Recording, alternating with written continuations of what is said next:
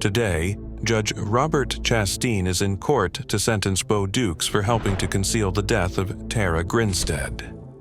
Tara, a teacher from Irwin County and former beauty queen, disappeared in 2005. Her body was never found, but it is believed that Tara was murdered. Although the man suspected of killing her was acquitted of the charges, his accomplice, Bo Dukes, confessed to the police in 2017 that he helped to dispose of and hide Tara's body. Justice has been a long time coming for Tara's family, and Judge Chasteen begins the hearing by acknowledging this. Nothing that I do here is going to relieve the pain that the family has endured all these years. It is clear from his body language that the judge is struggling to maintain his composure, fiddling with items on his desk as he tries to find words that might bring some comfort to the Grinstead family. It's just an unfortunate situation that the family's had to grieve that long to determine what happened to Tara Grinstead. I just can't quite, wrap my head around. The emotional strain is evident in his voice as he continues his speech. And that would have been the time to come forward and say, let me tell you what I did. We all have. But that would have been the time to come forward. Unable to contain himself any longer, Judge Chasteen breaks down, distressed by the prolonged suffering that the Grinstead family endured during the 12 years they spent searching for answers. When you were asked about it in June of 2016, but that's a part of my job. Eventually, Judge Chasteen regains control of his emotions and imposes the maximum combined sentence of 25 years on Bo Dukes, ensuring at least some measure of justice for the Grinstead family. The court's going to sentence you on count 1 to a period of 5 years to serve in the state penitentiary. On count 2, the court's going to sentence you to 5 years to serve in the state penitentiary consecutive to count 1. And on count 3, the court's going to sentence you to 5 years consecutive to count 2 to serve in the state penitentiary. And on count 4, the court's going to sentence you to 10 years consecutive to the sentence of count 3 to serve in the state penitentiary. This is Judge Jennifer Darrow, facing the sheer heartbreak that brings her to the brink of tears. It's hard not to think about what I watched and not have this reaction. Judge Darrow is conducting the sentencing hearing for Darrell Brooks at the Waukesha County Court in Wisconsin. The sentencing follows a contentious trial in which 40-year-old Brooks represented himself against over 76 charges, including 6 counts of intentional homicide, after he drove his SUV through a Christmas parade in Waukesha. The incident resulted in the deaths of 6 people, the youngest of whom was only 8 years old, and injuries to dozens more. Despite his claims that he sounded the vehicle's horn to warn spectators, he was found guilty on all counts. Today, Brooks is in court to hear his fate regarding the charges, and Judge Darrow is not holding back as she delivers her emotional speech. She begins by outlining all the reasons why she did not accept Brooks's defense that he did not intend to plow through the crowd. Many police vehicles at these intersections with their lights flashing. There's no doubt in my mind that Mr. Brooks would understand a parade was going on. It was not yet dark, it was dusk. I think that aids to the visibility that Mr. Brooks would have seen all of these people. This is not under cover of night. As the judge continues her passionate address to the court, Brooks sits fanning himself indifferently with a file folder until Judge Darrow can no longer hold back. What happens next is highly unusual in a courtroom. Judge Darrow becomes visibly more emotional, and as she begins to talk about the 11 members of the Waukesha South Band who were struck by Brooks, she is overcome with emotion.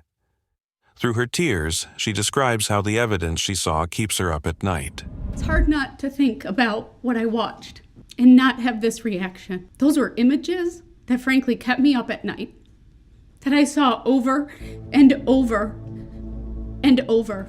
The judge continues, applauding the courage of the band director who testified during the trial, and the emotion is evident as her voice breaks. She is a hero to me, to get up on this stand, to identify each one of her students. Eventually, she reaches for a tissue to wipe away her tears as she continues.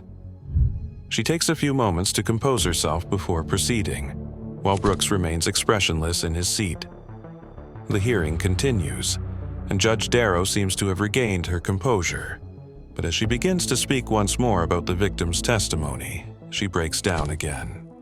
And then, of course, another video that frankly is very difficult to watch and hard to unsee. I now understand why one of the girls called her aunt and said, "My entire team is dead," because that's what it looked like. It was horrific.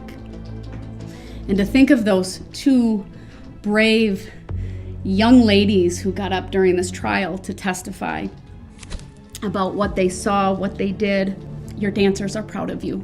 And because of you, justice has been served. Incredibly, as she delivers these harrowing words, Brooks shows no visible signs of concern and raises his hands in a display of defiance. As she nears the end of her address, Brooks begins to interrupt the judge. That you had contact with her on the 20th. There was some physical. Mr. Brooks, this is my time. You need to not interrupt.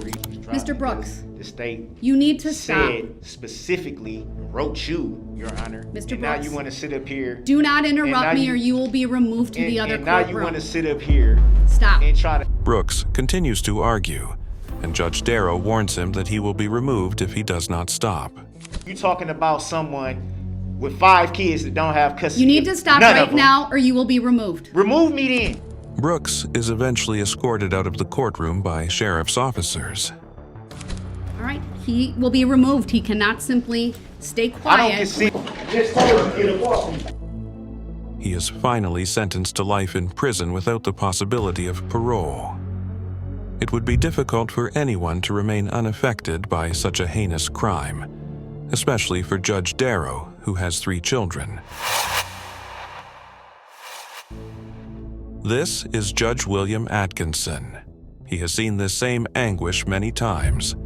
Today, Judge Atkinson is in court to sentence David Meyer for 2 counts of vehicular homicide with a prohibited alcohol concentration. Meyer's blood alcohol level was nearly 3 times over the legal limit for driving when he struck Rebecca and Raya Pennenberg, who were out walking in Lawrence, Wisconsin. Mother and daughter died instantly upon impact. The Pennenberg family is present in court to hear Meyer's sentence, and several statements written by their loved ones are read, requesting a lengthy prison sentence for the drunk driver. Judge Atkinson's feelings are clear as he begins addressing the court with strong words. I've seen too many people suffer from drunk driving. I didn't know the family, had no connection, but I've seen too many of these cases. Although he didn't know the victims or their family, it's evident that the judge has been deeply affected by the case. His voice cracks, and he becomes increasingly emotional as he continues to speak. In an incredible act of humanity, Judge Atkinson breaks down in tears, openly weeping as he imagines the possibility of his own wife and daughter going out one night and not coming home due to the actions of a drunk driver. I recognize the pain. I can only imagine if my wife, my daughter, did not come home one night. Those present in the courtroom are stunned by his speech, and some are moved by the emotion in his words. As he concludes his statement, Meyer also speaks, expressing his regret and apologizing for his actions. There's nothing I can say that's gonna ease their pain. There's no words I can say to give them any peace. I've been and will continue to give people the understanding of what it means to drink and drive. I continue to tell everyone I meet that when you drink, the first thing you lose is your judgment. However, Judge Atkinson is not convinced by his display of remorse and sentences Meyer to a total of 10 years in prison for the deaths of Rebecca and Raya Pennenberg. He also orders Meyer to serve 10 years of extended supervision after his release, during which the defendant will not be permitted to buy or consume alcohol.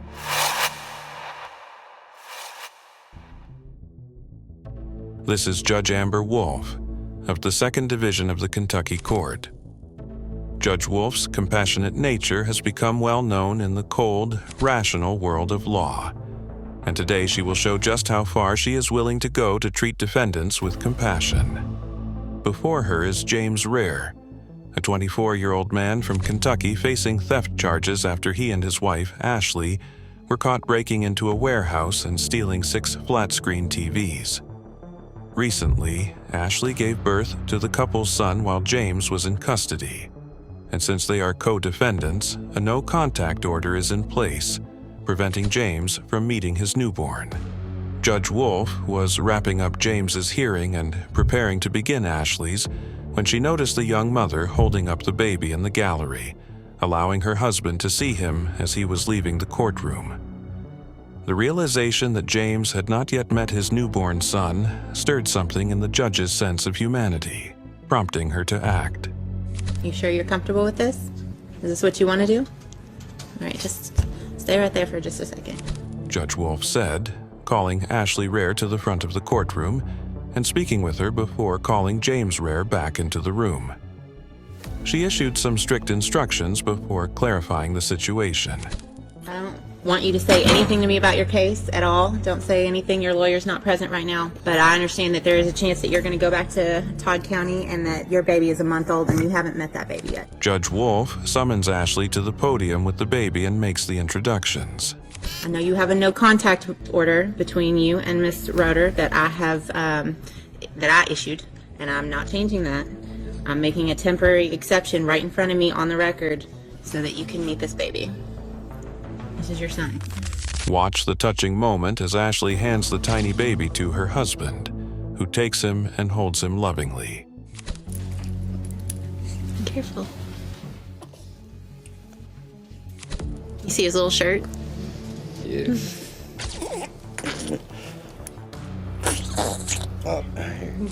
Overcome with emotion, Ashley Rare is seen wiping tears from her eyes, and she's not alone.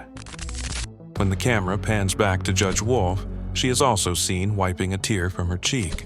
With that, the judge wraps up the moment, telling the defendant that she will see him at his next court date. Judge Wolf's tears were a reaction to a joyful, emotional moment in her courtroom. And Miss Roeder, you can stay up here because I'm going to call your case next. Thank you for letting me be a part of that. If you all aren't teared up, then you're just heartless. And now, to wrap up, I'd like to know, what moved you the most? Would you have the same reactions as the judges? Leave your thoughts in the comments and I'll see you in the next video.